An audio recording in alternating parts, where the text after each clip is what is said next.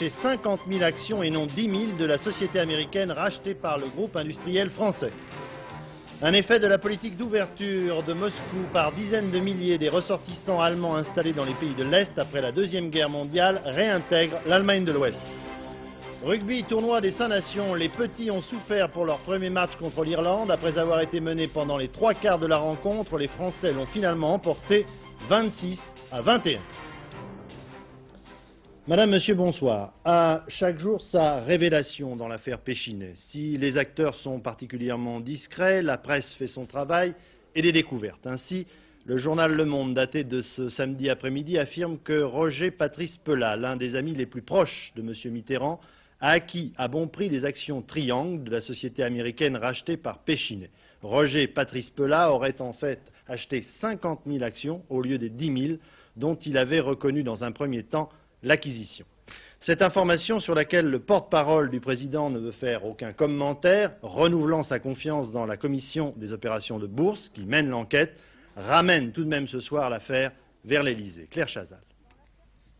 Dans l'affaire Péchinet, c'est aujourd'hui la piste française qui ressort, avec un homme, Roger Patrice Pelat, ami du chef de l'État. Selon le journal Le Monde, M. Pelat aurait acquis non plus 10 000, mais au total 50 000 titres Triangle, dont 40 000 achetés via la Banque cantonale vaudoise. Ainsi, les hommes d'affaires français soupçonnés, parmi lesquels un autre proche du Parti socialiste, Max Terret, auraient ramassé à eux tous près de la moitié des actions illégalement acquises à la bourse de New York. Reste par ailleurs la piste suisse, suivie par les enquêteurs américains, avec surtout une banque helvétique, Socofinance, derrière laquelle se cache la société IDB, basée aux Caraïbes. Mais ce soir, les questions demeurent. Des spéculateurs moyen-orientaux sont-ils mêlés à l'affaire? Samir Traboulsi, quant à lui, nie détenir un compte chez Socofinance. Enfin et surtout, qui, parmi les négociateurs de l'accord Péchinet-Triangle, a renseigné les acheteurs français et étrangers? La suite. Dans cette affaire, un homme a déjà démissionné hier après-midi de son poste, M. Alain Boublil, directeur de cabinet du ministre de l'Économie et des Finances, M. Bérégovoy. Ce matin, dans une interview au Figaro, il affirme qu'il ne se laissera pas faire, qu'il a l'intention d'attaquer en diffamation certains journaux. Enfin, il fait le point sur ses relations avec un intermédiaire libanais de l'affaire Péchinet, M. Samir Traboulsi. Elisabeth Esley. À propos de ce qui est pour lui le dossier et non pas l'affaire Péchinet, dans le Figaro de ce matin, Alain Boublil se défend. Premièrement, d'avoir eu des contacts avec Patrice Pelat et Max Terret au moment du rachat de la société américaine Triangle. Deuxièmement, d'avoir eu des relations trop étroites avec Samir Traboulsi. Alain Boublil rappelle qu'il était ami depuis 6 ans avec l'homme d'affaires libanais et qu'il n'avait aucune raison de ne plus le voir au moment des négociations. Tout comme il n'avait pas à refuser des vacances avec sa famille l'été dernier sur le yacht de Traboulsi en Corse. Il y a bien rencontré des responsables de Péchinet et le vendeur américain Nelson Peltz, mais il nie avoir participé de près ou de loin à toute discussion d'affaires. Enfin, l'ancien directeur de cabinet de Pierre Bérégovoy se défend d'être riche. Il affirme ne posséder aucun bien immobilier et n'a même pas fini de payer une R5 achetée d'occasion. Voilà pour les faits. Le commentaire maintenant. Tout au long de cette semaine, plusieurs pistes ont été évoquées dans cette affaire du rachat de la société américaine American Can par la société française Péchinet. Piste américaine, piste suisse, moyenne-orientale et ce soir donc retour vers l'Élysée et au travers du meilleur ami de M. Mitterrand, le président lui-même. Gilles Leclerc. Oui, tous ces derniers jours, les projecteurs s'étaient bien concentrés essentiellement sur la rue de Rivoli jusqu'à la démission du directeur de cabinet de Pierre Bérégovoy. On avait pu imaginer qu'au moins jusqu'aux conclusions publiques de la commission des opérations de bourse, cette affaire connaîtrait un répit. Ce soir, visiblement, il n'en est rien. Le balancier vient de revenir avec fracas jusqu'à l'Élysée, avec une cible, le président de la République, même par personne interposée. Roger Patrice Pelat est un proche de François Mitterrand, plus encore un ami. Aujourd'hui, il éclabousse son compagnon de résistance. L'Élysée avertit depuis hier de ces informations, rappelons-le toujours conditionnelles, reste sur sa ligne de conduite. Pas question de couvrir qui que ce soit, même parmi les plus proches. François Mitterrand fait confiance aux travaux de la COB et à la justice, mais toujours dans l'entourage du président, on observe ce soir que les dégâts sont déjà considérables. Pour la gauche d'abord, pour le gouvernement ensuite, pour l'image du président, enfin pour l'image de la France à l'extérieur, alors qu'une série de questions reste toujours posée. Encore et toujours, qui a donné l'information du rachat d'American Can par Péchinet? Pourquoi, si l'information du Monde est exacte, ce double achat de Roger Patrice Pela, l'un en clair, l'autre par intermédiaire? Et surtout, pour qui ou pour quelle opération? L'affaire ne pourra plus désormais s'arrêter sans réponse précise à ces questions. Et parmi les réactions ce soir, qui sont assez peu nombreuses, tout de même celle à l'instant de M. Jean-Jacques Kéran, porte-parole du Parti socialiste, qui vient de déclarer « Il n'y a pas de protection particulière en régime de droit, qui est le régime de la France, et il n'y a pas de relation entre cette mise en cause de M. Pela et la situation politique. » Pas de réaction du côté de l'opposition RPR-UDF pour l'instant. En revanche, à l'occasion de sa première journée de convention municipale, le président du Front National, M. Jean-Marie Le Pen, prononce le mot « démission » à propos de M. Mitterrand s'il se révélait que celui-ci était vraiment compromis. Roland Sicard, Philippe Dumail. Le Front National annonce la couleur. Du tricolore partout, pas question de ranger son drapeau dans sa poche lorsque les élections approchent ou que les affaires secouent la classe politique. Et Jean-Marie Le Pen donne le ton. Certes, lorsqu'il se lance dans l'analyse, le leader de l'extrême droite se montre modéré, explique que ce ne sont pas les hommes, mais le système socialiste qu'il faut accuser. Pourtant, très vite, le goût de la petite phrase reprend le dessus et Jean-Marie Le Pen sort l'artillerie lourde. S'il s'avérait qu'en effet, dans une affaire comme celle-là, touchant gravement aux intérêts du peuple français et à la réputation de la France, le président de la République se trouva compromis, je pense qu'il devrait tirer des conclusions que pour sa part, M. Boublil, simple fonctionnaire, a tiré tout naturellement. Ça veut dire que pour vous, le président doit démissionner? Ah, je pense en effet, oui. Qu'on ne voit pas pourquoi il aurait une conscience plus élastique que celle de M. Boublil. Jean-Marie Le Pen qui monte au créneau, l'extrême droite a sans doute trouvé son thème de campagne. Le Front National, loin des affaires, se présente comme le champion de la moralité. L'occasion, à moins de 2 mois des municipales, de redorer son blason. Justement, à ce propos, M. Jean-Marie Le Pen a dit qu'il allait se présenter dans le 20e arrondissement de Paris.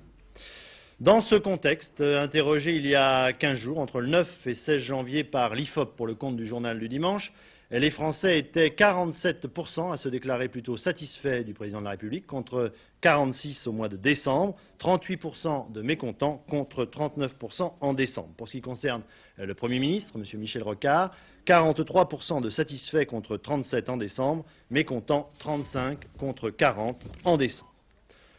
Concours de circonstances, ce week-end à Paris se tient un salon intitulé « Investir et placer », qui remporte d'ailleurs un grand succès. Les Français, depuis 1983, s'étant passionnés pour la finance. Nos reporters, Marc Maisonneuve et Yann Jiquel, en ont profité pour voir si les visiteurs étaient troublés ou non par ce qui se passe en ce moment. Sur 10 000 mètres carrés, un salon consacré à l'épargne qui s'affiche. Ici, le premier jeu capitaliste introduit en Chine. Mais si on peut tout faire pour placer son argent, œuvre d'art, portefeuille d'actions, immobilier, on peut aussi le perdre. Je ne suis pas masochiste, mais j'ai toujours confiance dans les placements. Pour quelle raison? Parce qu'en 88, la bourse a pris plus de 40%. En 87, elle a perdu 30 et des broutilles de %. Alors, il faut regarder avec le recul. Entre 84 et 88, l'épargne des ménages demeure sensiblement la même. L'argent envolé dans le krach de 87, la connaissance de délits d'initiés, rien ne ralentit l'intérêt des particuliers. L'argent attire, même si certaines indélicatesses paraissent condamnables. Ça déçoit, oui, ça déçoit, oui. On reconnaît. Mais vous allez continuer de placer de l'argent? C'est-à-dire, c'est pas qu'on veut spéculer, on veut réaliser au moment où on aura besoin nous aller de travail, c'est tout.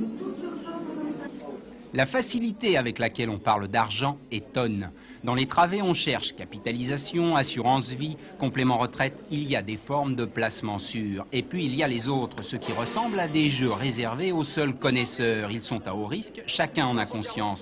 D'autant que les notions morales s'effritent devant l'attrait de l'argent. Comme si, après tout, n'est voleur que celui qui se fait prendre.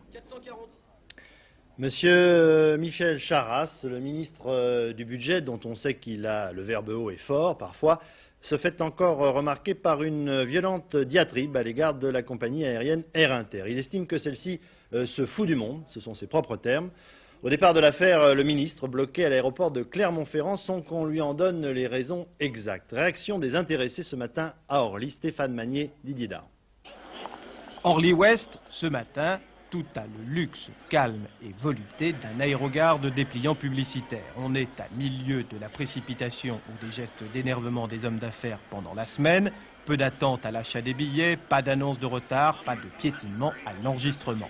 Eh bien, malgré cette atmosphère détendue de début de week-end, Air Inter a une réputation qui ne se fait pas oublier.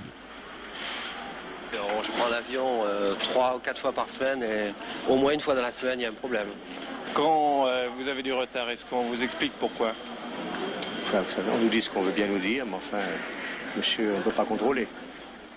Environ le tiers des passagers que nous avons interrogés a repris une complainte qui ressemble fort à celle de monsieur Charasse. C'est trop sévère et la faute a pas de chance, répond-on à la compagnie.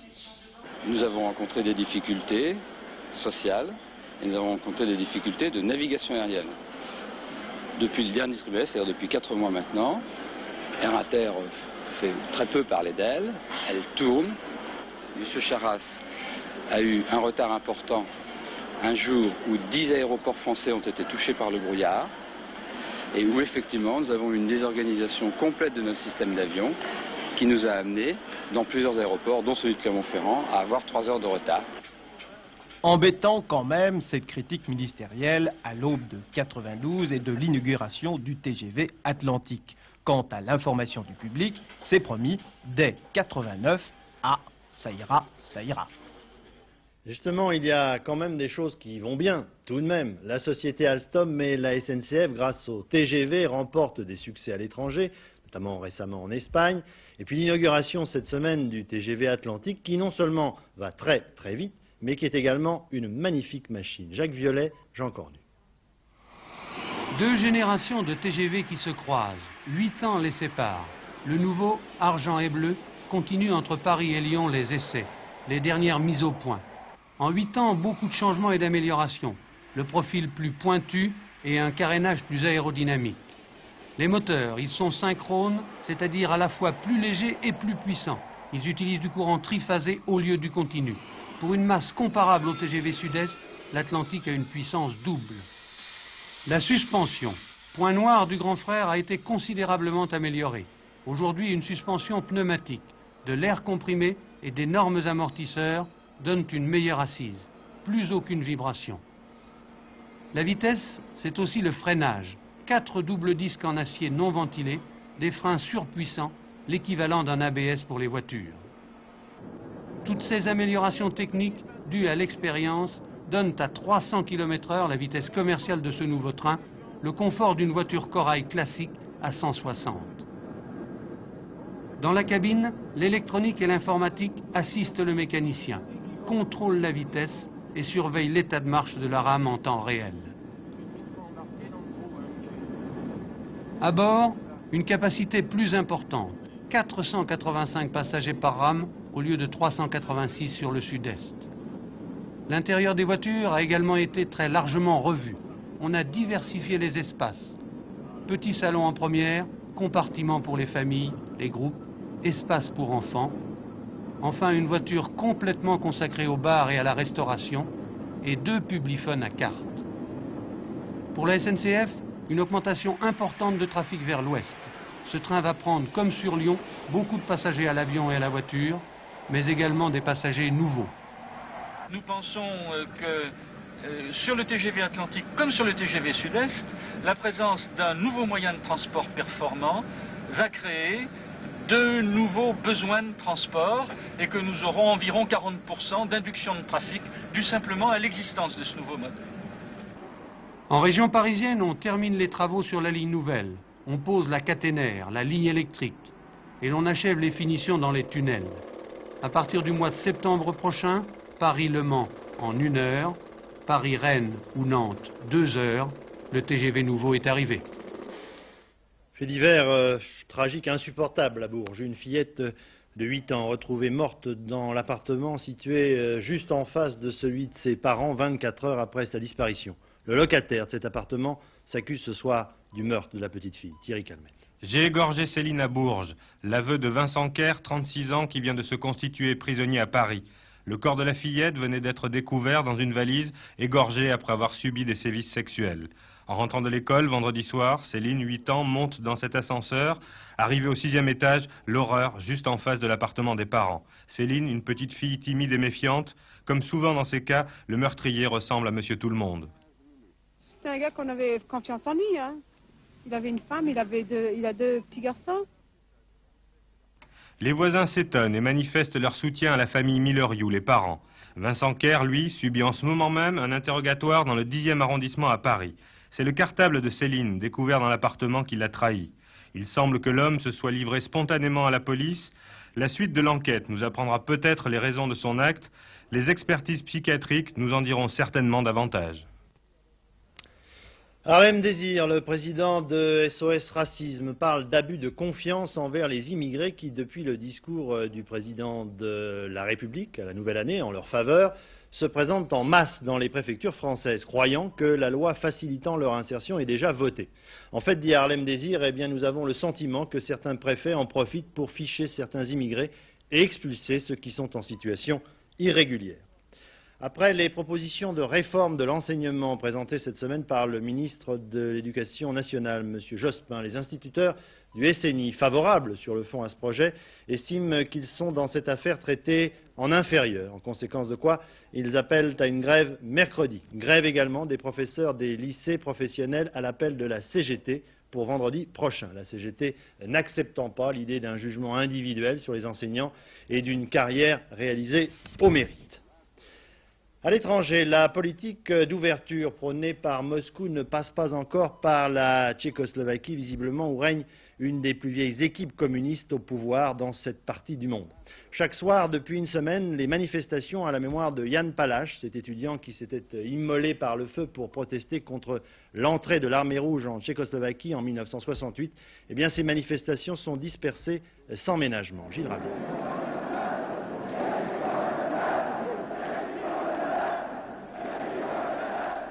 Jan Palach est vivant et nous n'avons plus peur. Malgré l'interdiction officielle et la milice, pour la 6e fois en 6 jours, la même foule revient sur les mêmes pavés de la place Venceslas de Prague où en 68 à 20 ans, Jan Palach s'était immolé par le feu pour protester contre l'intervention des chars russes en Tchécoslovaquie. Pour la 6e fois en 6 jours, la police et la milice chargent. Le pouvoir ne veut pas entendre ces manifestants crier que la perestroïka de Gorbatchev ne fait que reprendre les grandes idées lancées il y a 20 ans par le printemps de Prague. Des provocateurs pour le pouvoir encore en place, des épaves politiques qui bénéficient, je cite, du soutien réactionnaire de l'Ouest.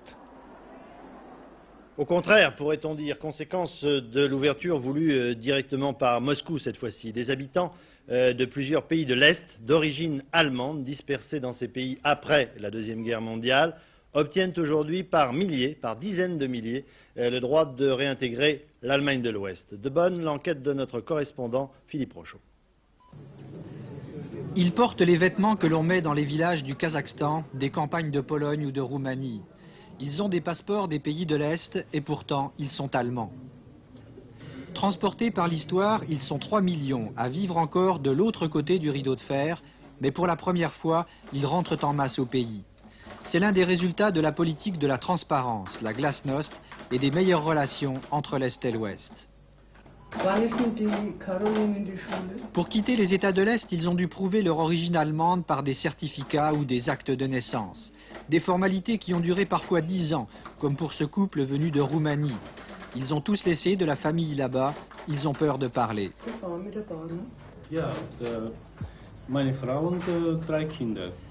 J'ai ma femme ici et 3 enfants. Ma femme est roumaine et ne parle pas l'allemand. J'espère trouver du travail. Je suis peintre en bâtiment. Je suis content d'être en Allemagne. Les gens sont gentils avec nous.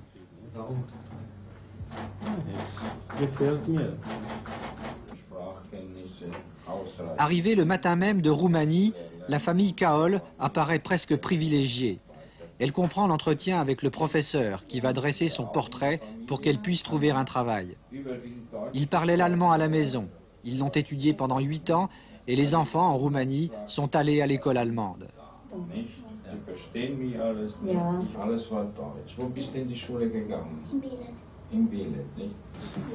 Ce certificat va les orienter dans leur nouvelle vie.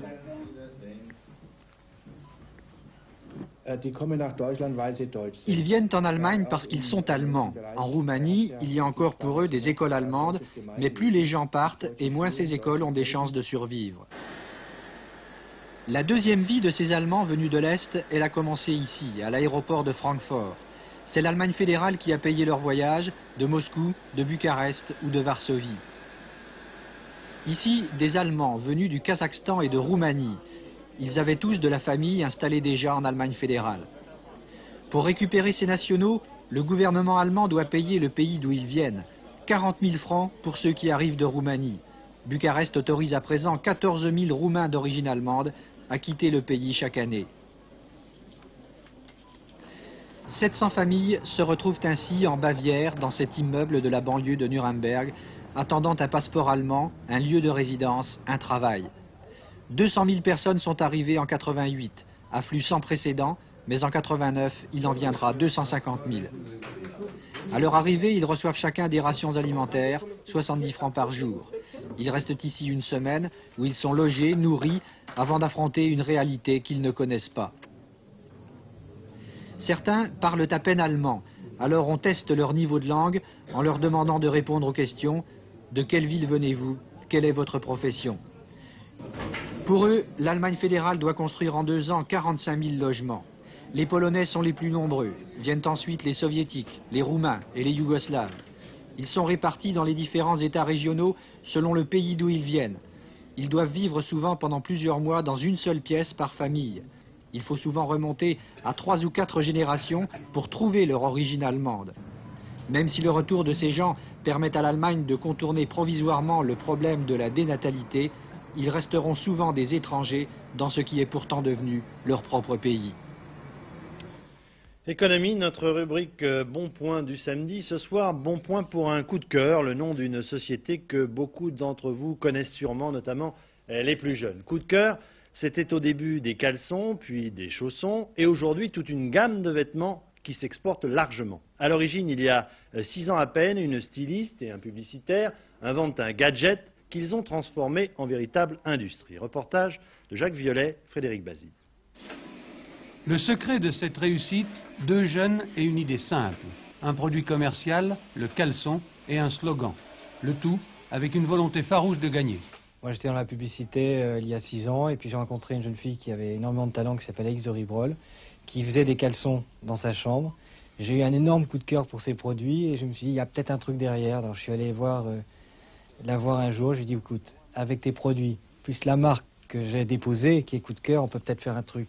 Je ne sais pas si ça sera terrible, mais on peut essayer. L'aventure commence en 83. Ils vendent les caleçons à leurs copains, puis aux amis des copains. Très vite, il faut trouver des fabricants qui jouent le jeu. Une entreprise de Seine-Maritime a même modifié ses machines. Aujourd'hui, la production atteint 100 000 caleçons par mois à la chaîne. 4 minutes par caleçon. En 5 ans, Coup de cœur est devenu une véritable entreprise. 80 personnes, dont 5 stylistes, travaillent à temps plein. Moyenne d'âge, 24 ans. Elles dessinent les motifs des tissus, choisissent les couleurs et les modèles avec les commerciaux. Après les caleçons, les chemises, les pyjamas, les t-shirts et les charentaises. Une vingtaine de produits, toujours de bon goût et qui ne se prennent pas au sérieux. Une espèce de clin d'œil auquel on ne résiste pas. Coup de cœur, c'est le truc qui fait craquer. Donc on passe dans un magasin et puis on voit un beau tissu, un beau produit et puis on a envie de l'acheter. On n'est pas vraiment prévu de l'acheter au départ. Puis comme l'emballage est beau, comme le produit est beau, eh ben on craque. Cette équipe de jeunes a effectivement réussi à faire craquer des millions de clients. Aujourd'hui, on débite les tissus au kilomètre. Le caleçon, avec 1 million d'exemplaires par an, ne représente plus que 20% de la production. Chiffre d'affaires 88, 130 millions de francs, dont 25% à l'exportation.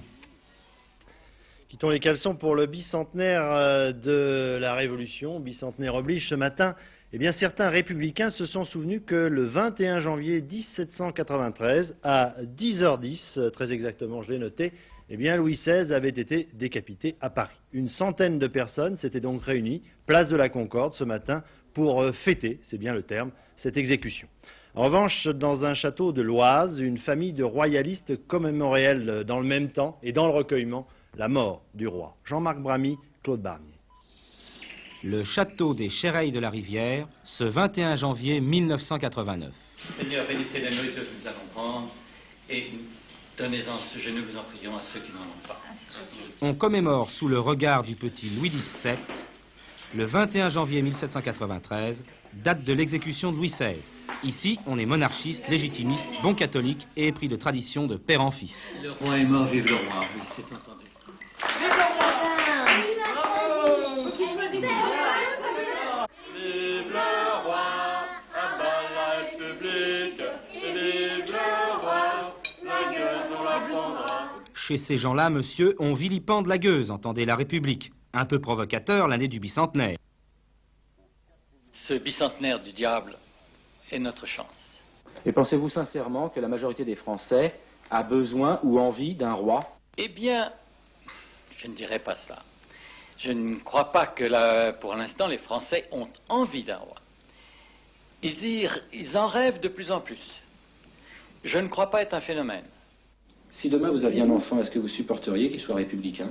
Enfants, ils seraient certainement royalistes parce que les enfants bien élevés ressemblent à leurs parents. Mes grands-parents et mes arrière-grands-pères et grand-mères m'ont appris la royauté. Et c'est quoi la royauté? La royauté, c'est...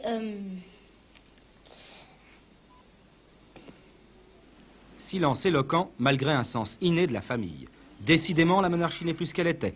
Le château familial est cerné d'un caravaning férocement républicain. Après la réalité, eh bien, le cinéma, festival du film fantastique à Avoria, c'est le soir des résultats. Le premier prix a été attribué à un film canadien, Faux semblant en français, de David Cronenberg. Sur place, nos envoyés spéciaux Jean-Jacques Dufour, Jean-François Chevet. La neige que l'on attendait depuis longtemps tombe enfin, les récompenses aussi. Cette année, 2 grands prix à Avoriaz, le prix de l'étrange et le prix du fantastique. Monsieur Terence Stamp, président du 17e festival, va nous donner le nom des vainqueurs. Le grand prix fantastique est Dead Ringers et le grand prix étrange est Paper House. Faux semblant de David Cronenberg est donc le grand prix fantastique de cette année. C'est l'histoire de 2 jumeaux qui partagent tout jusqu'au jour où, avec Jeremy Irons qui réussit une superbe performance d'acteur. He's Beverly and I'm Elliot. Le Grand Prix de l'étrange, c'est Paper House de Bernard Ross, premier film de cet Anglais très connu pour ses clips. Il avait notamment réalisé celui de Funky's Goes to Hollywood, Relax. C'est l'histoire d'une petite fille qui arrive à contrôler ses rêves par l'intermédiaire de ses dessins.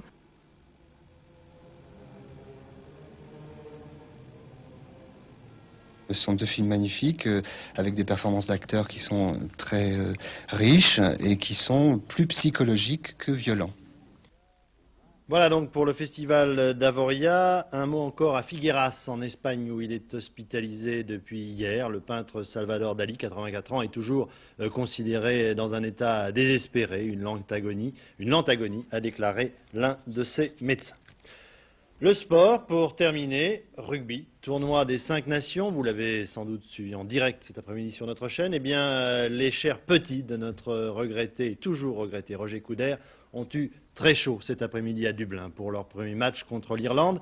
Eh bien, ils ont été menés très largement au score pendant les 3/4 de la rencontre avant, je vous rassure, de l'emporter 26-21. Francis Maroto. Irlande-France, 1 heure de jeu lorsque Franck Meynell décide d'enfoncer la défense irlandaise. Oubliez les coups de pied de pénalité, les quelques coups de poing, place au coup d'éclat.